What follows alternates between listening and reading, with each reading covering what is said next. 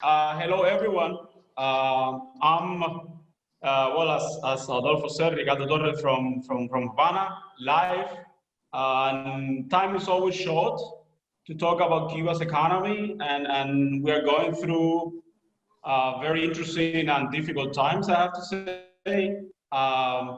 And so, of course, we want to make this time, fruitful for you, and hopefully I'll be able to explain the main things going on about the country. And I definitely look forward to your questions so we can expand further on some of the issues that are of interest to you. I've prepared a presentation. Economists, we have we are famous for being a little bit boring sometimes, so excuse me for that. But I think it was important to show you a few numbers and some graphs, and then some text. But I'll be speaking a lot, with the slides. So when you feel that it's not useful, don't pay attention to the slides. Just listen to what I have to say. And the presentation is going to be essentially divided into three main moments. There is a lot to talk about, so I'll be speaking a little bit fast sometimes. First, I'll say a few words about the state of Cuba's economy just before the pandemic started. In Cuba, that was March, essentially. Then,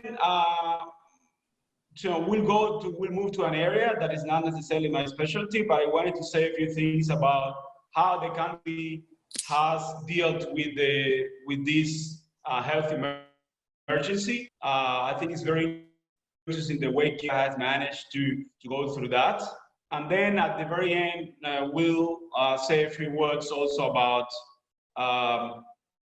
what are the main impacts on the economy and what can we expect in the near future in terms of the economic performance of the country, and what does it mean also for what it means for Cuban citizens. Cuba's economy before the pandemic, just before the pandemic. So there you have the first graphs. It says many things. Essentially, one is that even when Cuba, has been going through a so-called reform process in the last 10, 12 years, truth is that in terms of overall economic performance, that hasn't been necessarily very encouraging, very good. I think many people settle in the government, but also scholars were expecting a lot more from those changes.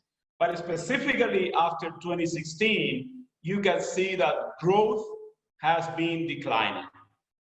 So there are several elements associated with that, but we can see a clear indication of that in Cuba's balance of payments. Cuba's financial interaction with the outside world. So we've seen recent indications already in 2018, 2019, that the country was having a hard time meeting payments for its debt and also paying to its providers. So in this other graph, you can see, exports and imports for the country. This is very important to explain everything from growth to shortages of basic goods. And I've identified here four factors explaining that kind of dismal performance that we were all definitely very anxious about it. One is that some of our main industries haven't been doing very well in the last 5 years or so. Sugar and nickel can be definitely two of them. The second element, very important, is Venezuela's economic collapse. Venezuela became Cuba's main trading partner already in the early 2000s. And so we all know, I hope that all of you are familiar with the situation in Venezuela. Truth is that decline has impacted Cuba in many ways. I don't have time to go into the details. If someone is interested, we can talk a little bit more about that in the Q&A part. The third aspect is US sanctions. This administration has returned to the old practice of trying to produce regime change in Cuba through pressure, isolation, and punishment. And specifically in the last 2 years, we've seen a renewed impetus in those sanctions. As recent as today, the U.S. government was announcing additional steps towards limiting, for instance, remittances to the country. I already talked about disappointing results of domestic result reforms that were initiated by Raúl Castro, and now we have the COVID-19 pandemic. Just to sum up the situation before the pandemic, the country has lost $5 billion in export revenues in 2013. That's a lot. That's almost a third of all of revenues in that year. And that explains everything from shortages of basic goods to the recent defaults that we are seeing to providers and creditors. Still, there is a big discussion about whether Cuba is entering a new special period, so-called special period. Again, well, so far, and this word is very important, so far, that loss is relatively small compared to the one we had in the early 90s, which of course was catastrophic for the country. And I think three problems that we were not able to solve during the last decade have made Cuba especially vulnerable right now out of the impact of the pandemic.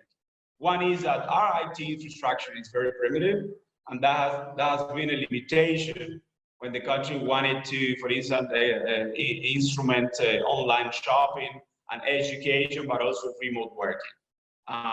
The second problem is that for all the talk that there's been in Cuba, in the last 60 years, but I would say specifically in the last 10, we don't produce nearly enough to feed ourselves. And now we are suffering because of that due to the disruption in the global trade and the lack of foreign exchange to pay for inputs.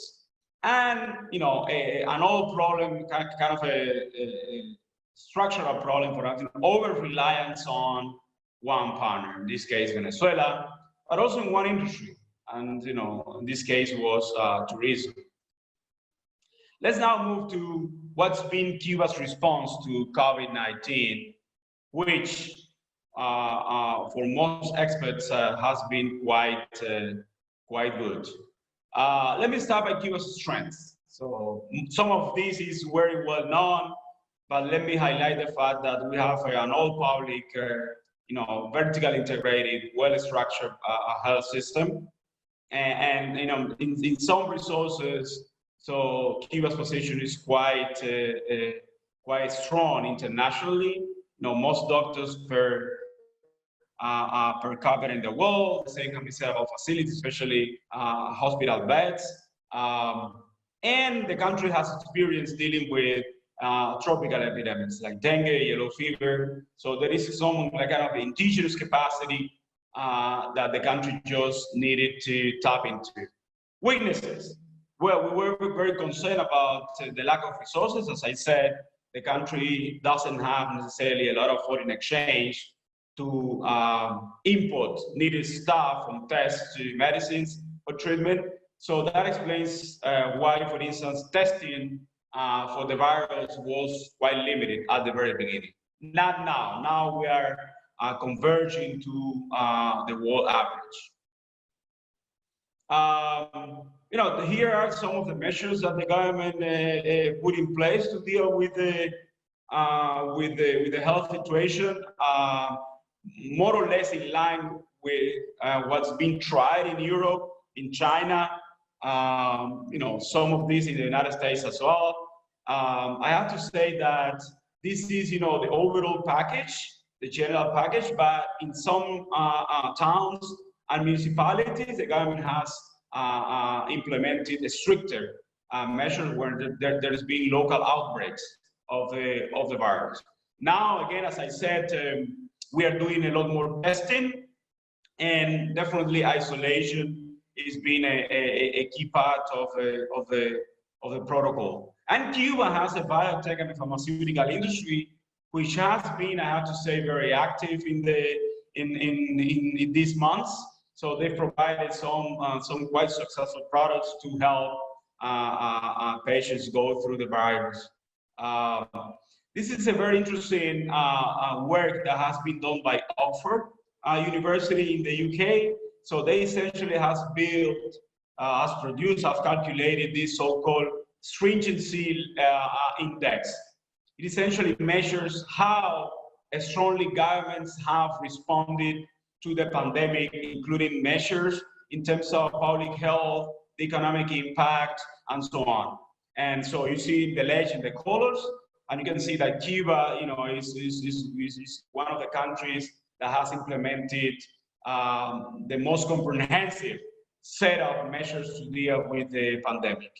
There is a big discussion about whether that's the primary reason behind its success or not, but I leave it there so you can see where the US and even Europe is in that position in the world. These are some other data just for you to have in mind, which numbers we are talking about in terms of the impact of the virus in Cuba. It's quite low and it's been decreasing in recent weeks. But of course, this is far from over, as we know very well. So the US is not there because it's quite high in the scale. But you can see mostly Latin American countries, and you can see that Cuba is doing very well, compared to its peers in the region. Now let's go back to the economy. What's going on now. So I would say that there are three main transmission channels on the Cuban economy, coming from the impact of the pandemic in the world. Cuba is a small developing economy. It's a very open economy. And so we rely, as we said at the very beginning, we rely a lot on exports to generate foreign cash, to pay our debt and to pay for inputs. And so, there's been a disruption in global trade, and some of those products that you see there have been affected. So that means that we are generating essentially less cash out of that. Second is tourism. To international tourism is a key industry in Cuba. It's been like that in the last 30 years. There was a boom during the Obama years. As I said, we may even acknowledge that there has been some kind of over-reliance in Cuba in terms of its dependence on tourism. The country now is essentially closed to foreign visitors. And so we've estimated that every month of closure means that we lose like $140 million. So that may sound like not a lot, but for the size of Cuba's economy, it is a lot. Bear in mind as well that there are lots of private businesses in Cuba that are dependent on tourism. They cater to foreign visitors, and they've been heavily affected. This is a heavy toll on them. So the third thing is remittances. Most of the money comes from the United States, where 85% of Cubans living overseas reside. And unemployment in the US is now quite high and continues rising. And that, of course, will mean that there will be less money in the pockets of those Cubans to be sent to their relatives in the island. So it's a little bit early to say, but that this is something that we have to keep in mind. And now it seems that there are new sanctions coming from the US government to impose further obstacles for people to send money to Cuba. So we have to track that in the coming days. Now, two other things in terms of Cuba, which in my opinion makes the country more vulnerable to what's going on. One, Cuba is not a member of any major international financial institution, so meaning that the country will not have access to emergency loans and debt relief, something like that, compared to its Latin American peers. Now, only those banks that you see there, those are quite very small banks, especially the IIB. So we have to see what comes out of that, but probably not much for Cuba. Now, when the other aspect is, which makes this situation quite different from the crisis Cuba went through in the early 90s, is that at that time, Cuba successfully found a new space for it in the international economy, in the world economy. So it was able to, tap into, tourism, remittances, foreign investment, and so on. But that is not available right now. Because essentially all countries are going through this pain, and all of them are going through this simultaneously at the same time. So this is something to keep in mind when we try to think about what can be done in terms of fighting the economic fallout out of the pandemic. And now, what has the government done so far in terms of the economy? Well, many things, but essentially I will mention this four. All non-essential activities are closed, but I have to say that in Cuba, that has meant essentially service activities. Most agricultural manufacturers and utilities are still going on. They take some measures to make sure that there is no contagion out there, but it's essentially services. All services from public social services to private services are essentially shut down. Public transport is not available. So the government has provided some support for households' incomes. Now, public employees, they have access to a so-called kind of a conditional unemployment subsidy or insurance. And there has been also support for the elderly, for single families. But there's been a question mark for employees, private employees in the private sector. The support for them has been much more limited. The government has provided tax relief for the private sector, but so far the latest numbers that we have is that the impact has been severe. 38% of the private businesses have requested a temporary suspension of the activity. And we know there are many others that haven't done it because they fear that there will be a lot of bureaucratic obstacles when they try to resume their activity. And the government, as in past crises, has increased the rationing of basic goods. The government already asked its main creditors in the so-called Paris Club to defer payments until 2022, citing this unexpected situation coming out of the pandemic. It's very likely that we'll see a further penetration of the US dollar into Cuba's monetary system, dollarization. That already started in last November, and now some other steps have been taken, and it's fair to assume that we'll see a lot more of that in the coming months. Rationing will continue being a key part of the government strategy to make sure that at least every Cuban gets a minimum of products. And I think it's very clear that the government has focused a lot of energy in keeping the pandemic under control, because they know that is essential to reopen the economy and to reopen the country to international tourism. So it's unclear, though, how could Cuba monetize its medical capacity. It's there.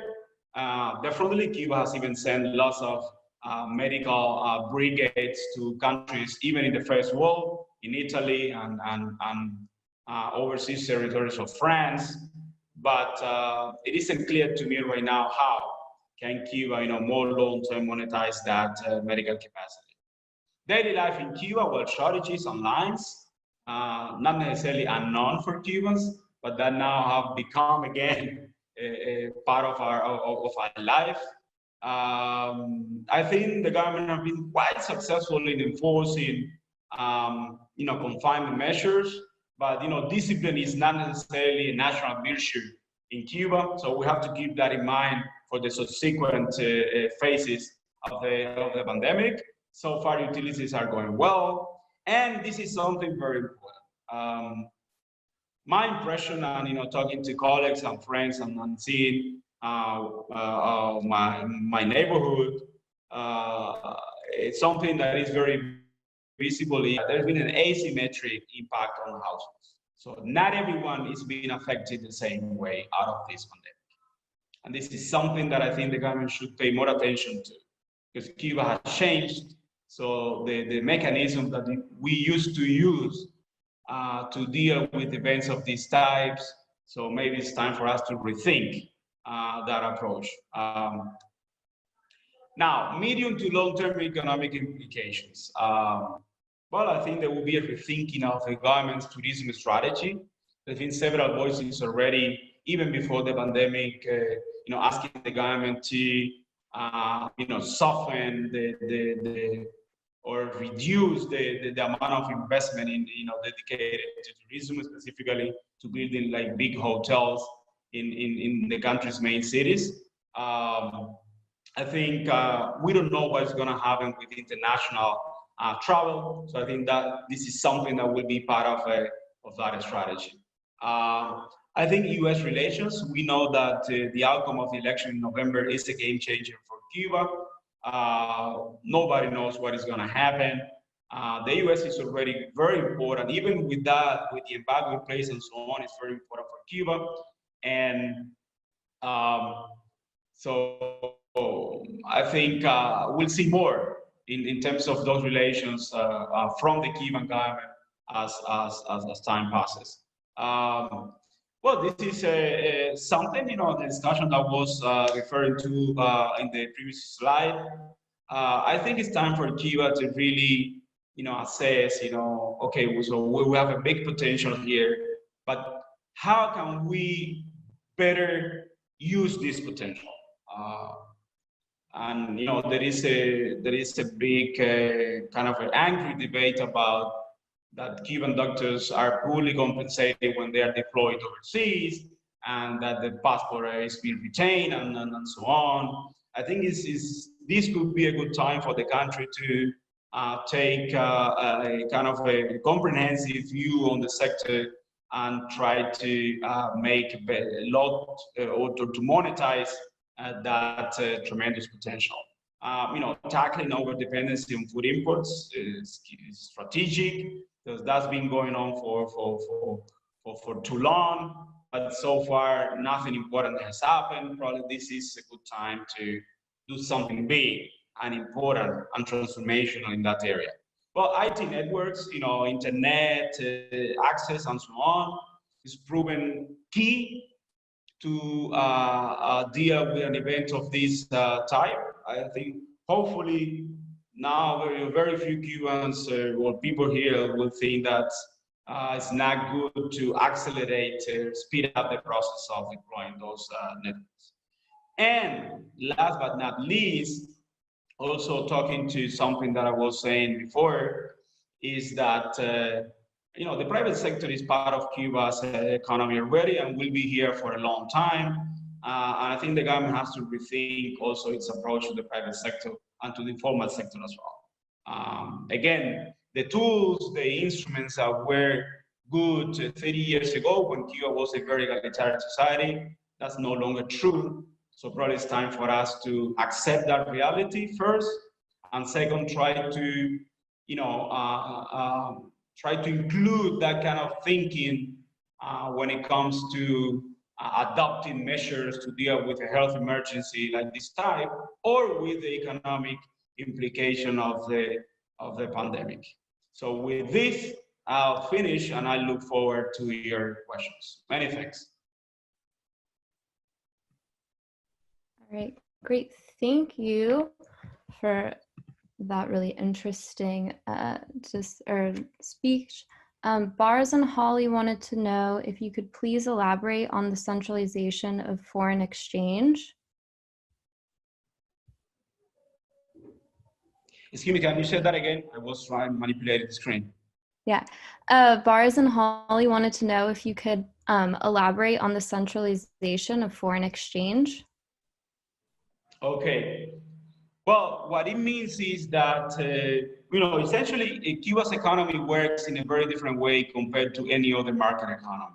So I don't have time to explain all the details, but essentially what it means is that the government has a monopoly on foreign trade. essentially all foreign trade revenues go to the governments.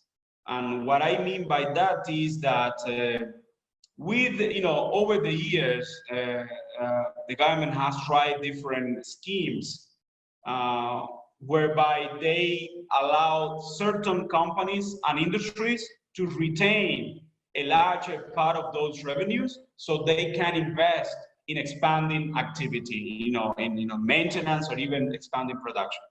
So essentially, all the big exporting industries are part of that, have been part of those schemes. What I mean by that is that in this situation, when revenues are going down and the government faces the new needs, like all the expenses associated with the health emergency, they've been reducing the scope of those companies to retain revenues. So they want to centralize all of those revenues in the government hands so that the government has resources to respond to the pandemic or to put in place measures to deal with the economic impact or with the health emergency. That's what I mean by that. So it's, if we had to use a word, I would say re-centralization of economic activity in the country. More money essentially going on to the government's hands so that they have resources to respond to this emergency. Great. And then Scarlett wanted to know, Cuba has great agricultural potential and fertile soil. What has been done towards the revitalization of rural economy?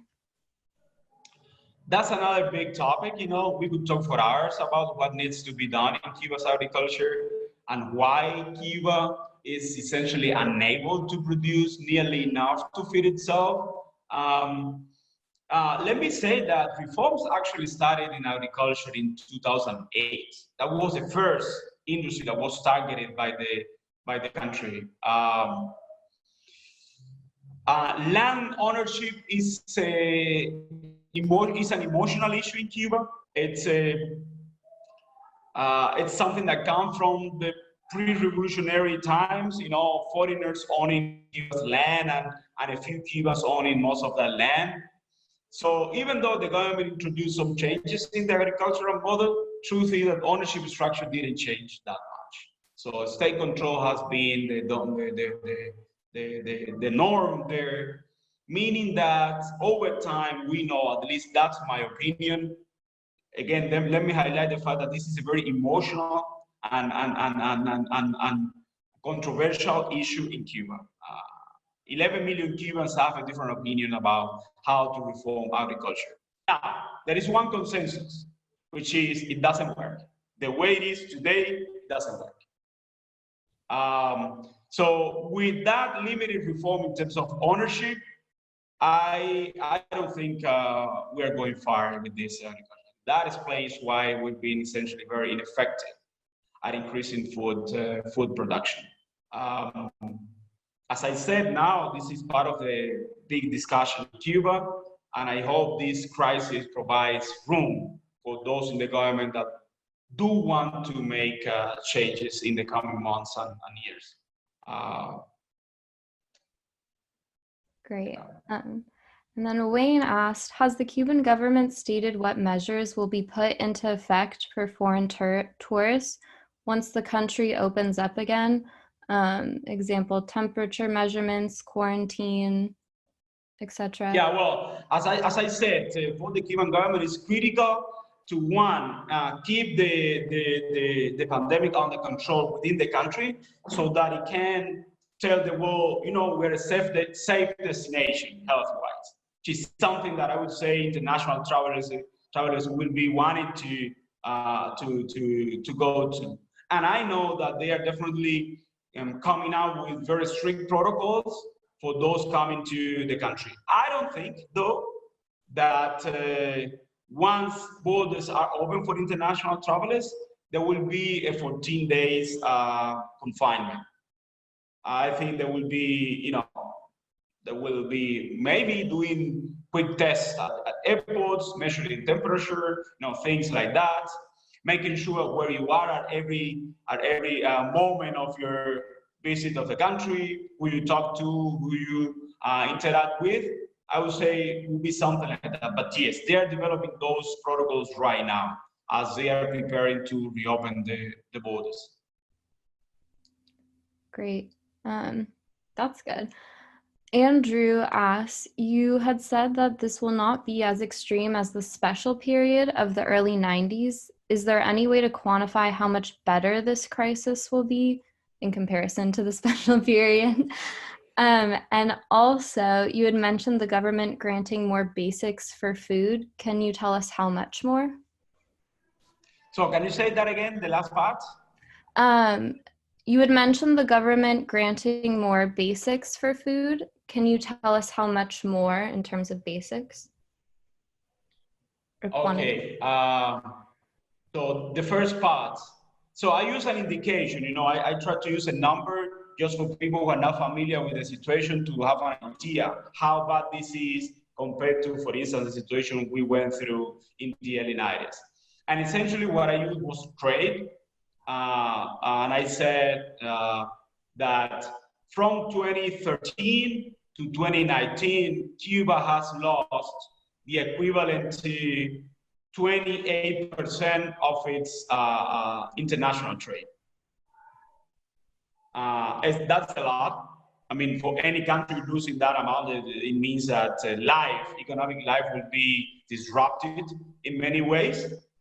But the number that we have to compare that with is in the early 90s, much faster, Cuba lost 80% of its trade. So from 91 to 94, 80%, 80%. So 28 to 80, well, 28 is bad, as I said, but it still is not a catastrophe, although we are feeling the pain. No doubt about that. I mean, I'm not downplaying here the significance of this crisis. I'm just trying to put it in context in terms of Cuba's recent economic history. Now, one thing, the number that I use is in 2019. We know that in 2020, those numbers will be farther down.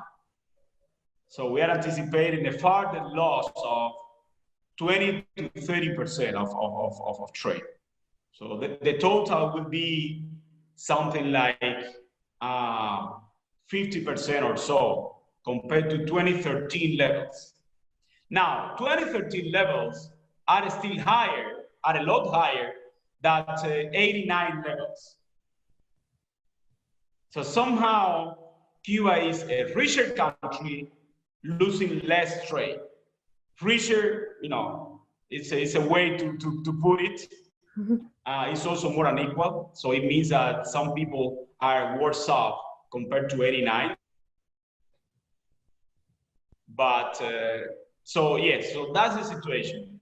So far, not as bad at that time, but 2020 could be kind of a turning point, and things will get worse before they get better. That's my assessment. Yes. That makes sense. John wanted to know, can you explain why you no longer consider Cuba an egalitarian state or society? Well, it's not that I consider it like that or not, it's facts. So let's use the Gini coefficient, for instance. This is the most well-known and used indicator of income inequality. Income, by the way, is not the only thing. So there is a big discussion about wealth inequality.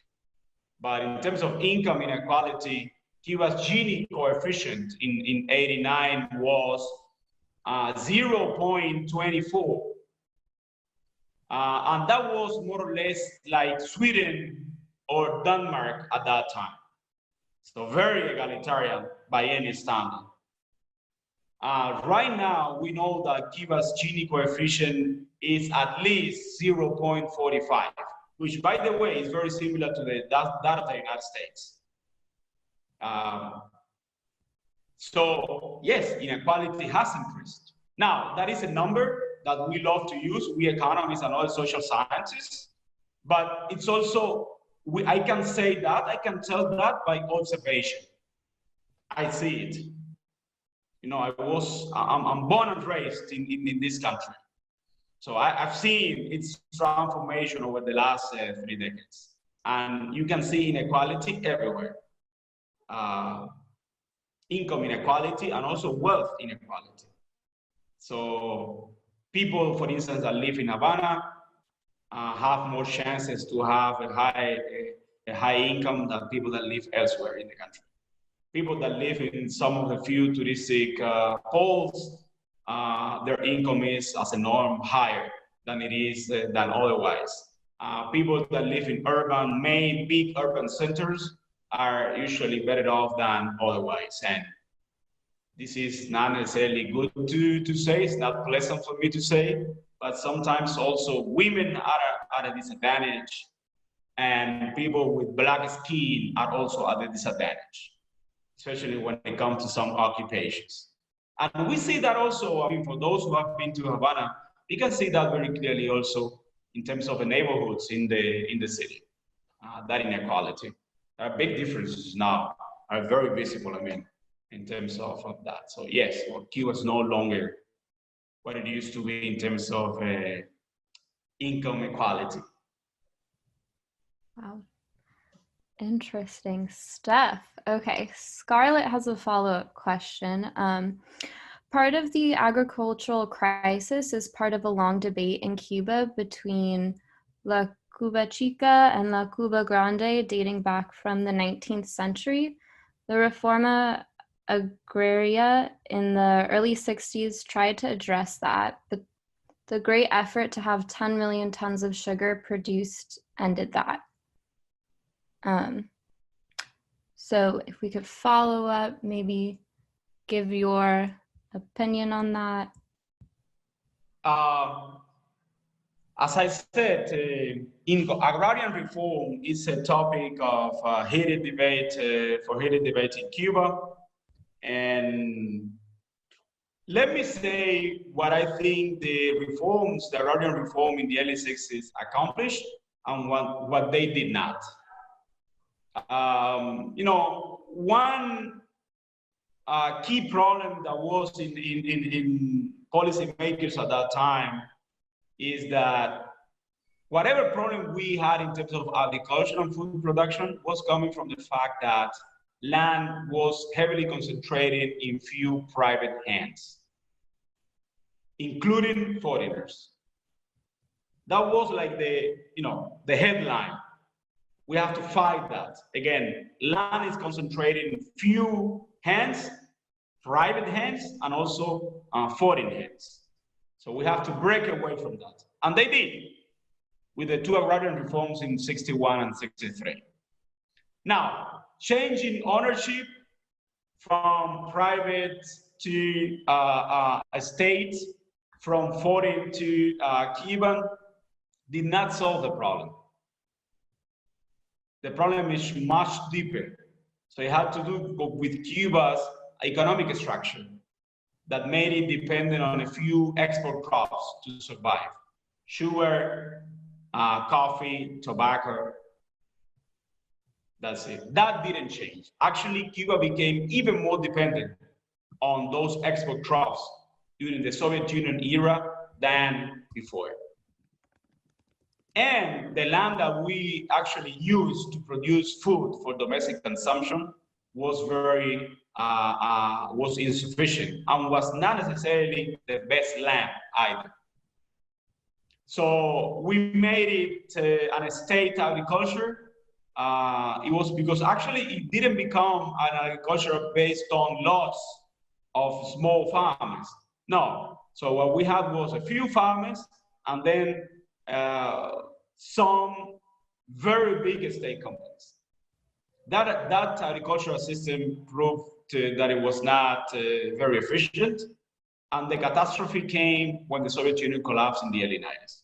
So I would say that now Cuba's agriculture is more sustainable than it was 30 years ago, but it's still a long way to go in terms of reforms. What I've been able to see and read throughout my academic career tells me that we may like it or not, but collectivize and state agriculture was efficient and didn't solve the problems in any of the countries that it was trying. So I think it's time for Cuba to really come out with a different model in that regard.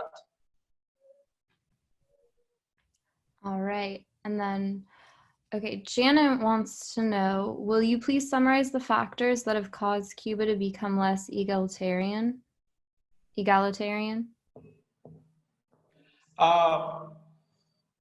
a multidimensional problem, actually. And, one factor has to do with Cuba's economic structure. Let me explain this briefly in a way that can be understood. We have the problem of having very few industries that are internationally competitive, meaning that they can export to other countries, and they're able to generate foreign cash. And those industries they do not generate a lot of employment. Let me give you an example. 15,000 Cuban doctors generate 50% of Cuba's exports. 15,000 are 1% of Cuba's labor force. It's 1%. Meaning that there has to be a lot of redistribution from those few exporting industries to the rest of the economy. And those who happen to work in those dynamic sectors, let's say tourism, or some of the foreign companies operating in Cuba and so on, they have a disproportionate access to foreign cash, which is important to define living standards in Cuba, because it can get you access to a great variety of goods and services. If you don't, then you depend on a public wage, and public wages are very low, extremely low, and to some people they are not even enough to meet their basic needs. So that's one thing. So very few people are connected because there are not very many good jobs out there. Very few people are connected to those industries, so that kind of good income is concentrated in a few hands. And then also, if you look at Cuba's configuration, also most of the income in the country is generated in the area that goes from Varadero, the famous Cuban beach, to a Mariel Special Development Zone, including Havana. That's the most dynamic area in the country by far. Those who live within that area have access to better jobs, have access to income, and also other sources of income are available there. The informal economy, for instance, which has grown a lot in Cuba in the last 3 decades. And the state now is not able to compensate for those differences. And then it comes remittances. Those who happen to have a family overseas, and that family is in a position to send money, that money is very valuable in Cuba because hard currency is very scarce. So meaning that those people are much better off than other comparables. Sometimes they don't even need to work. And that has increased, in the last decade, because when the government opened up more space for private businesses, as a norm, income in private businesses is higher than in a public company. Also, those who had family overseas and friends were able to get them seed capital, to kickstart those businesses. So your network, the place you live in, and the job you have may well define how well off you are in the Cuban society. And as I said, the state capacity to diminish those differences is much reduced these days. Ricardo, I've got a couple of questions for you that are coming in from another feed that maybe you could answer. This is a short one, and then I've got a larger one. But the first one is, can you talk about what's going on with the currency, with the CUC? And is that currency going to be united at some point? And related to that question, somebody else asked, why is it so hard to get $1 and $3 bills in Cuba for the CUC? Why is it always 20s and 50s and 100s? CUCs. Okay. Well, you know, the currency issue is connected to what I was saying about the problems in Cuba balance of payments. You know, less foreign exchange means that the local currency suffers, meaning that it loses value. And that's what's been happening with the Cuban convertible peso, the CUC, essentially. It's no longer convertible. That's what is happening. And the government had plans to unify the two currencies because, you know, formerly we had two currencies. One was convertible, the other one was not, the Cuban peso, the CUP. Now we have to have two currencies and none of them is convertible. So it's useless now, it's pointless to have two currencies. Yes, the government had those plans. They've had those plans for some years already. I can tell, I mean, again, I don't have time to expand on this, but it's technically and socially very challenging to do that step because it really changes many things in the economy, the exchange rate and so on. Now, with this crisis, frankly speaking, I don't know what the government plans are in terms of unification and the exchange rate reform. But no, probably it's not a good moment to make such a big move. So you don't want to destabilize for the economy. That would be my thinking about that.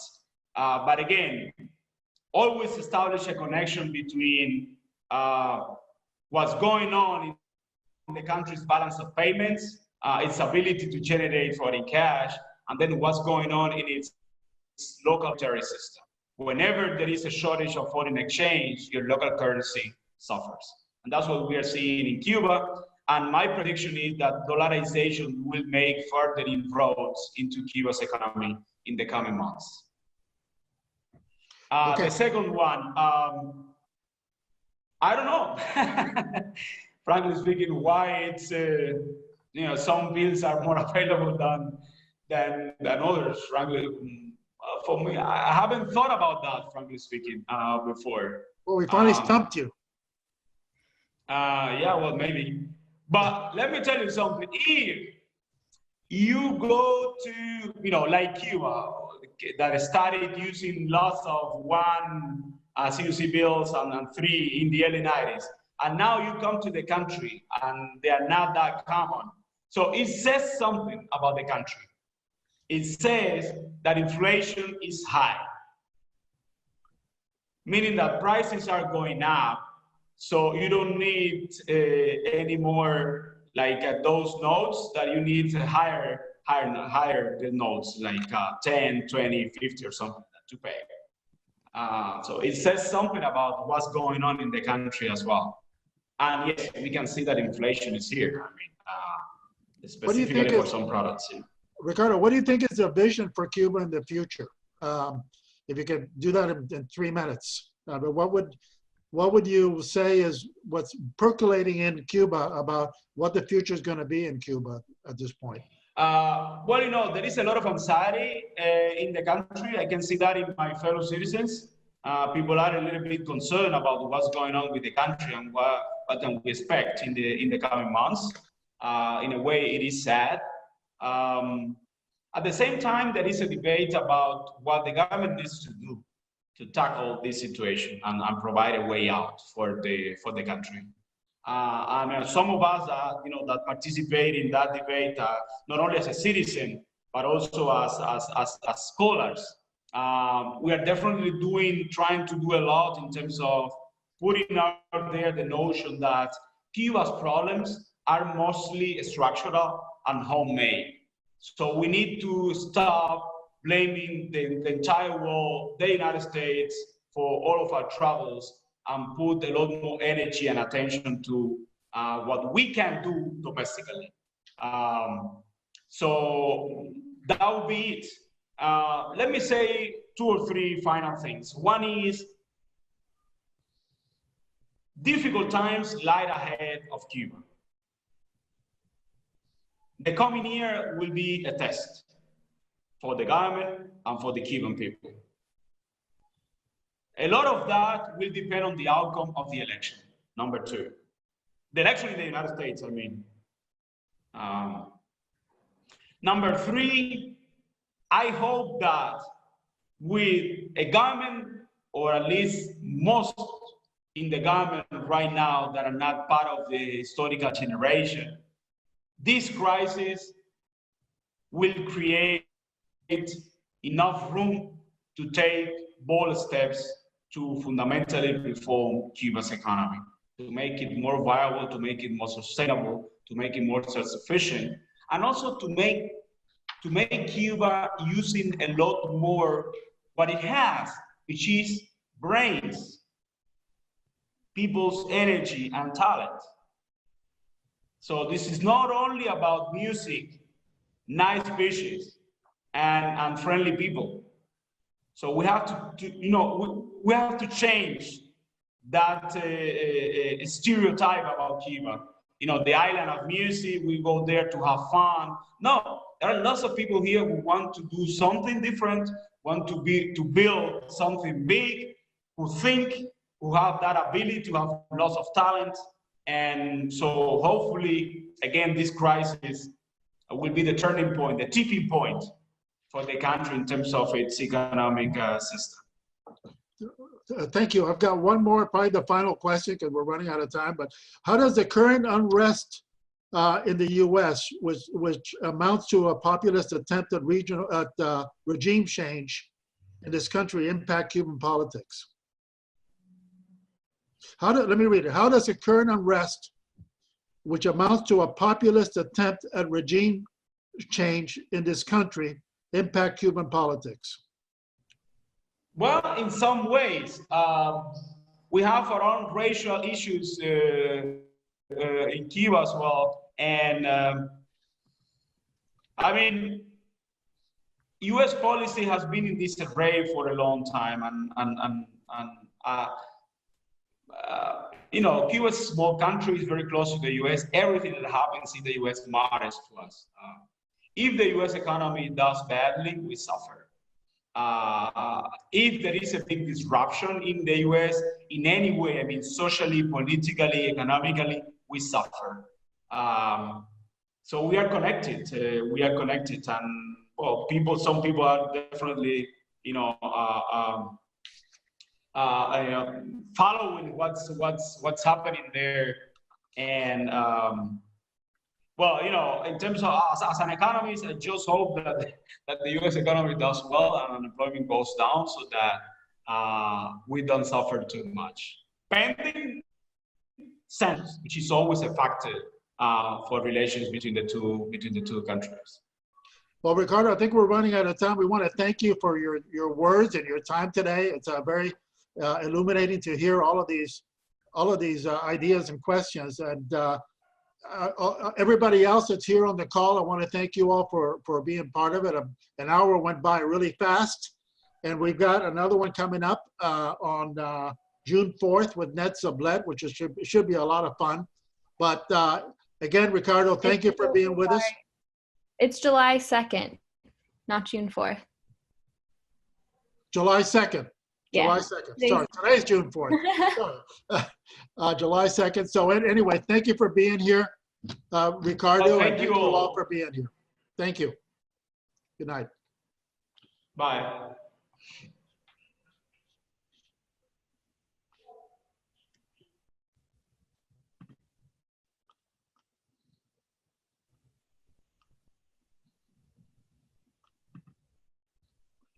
Has everybody left the meeting? I think so.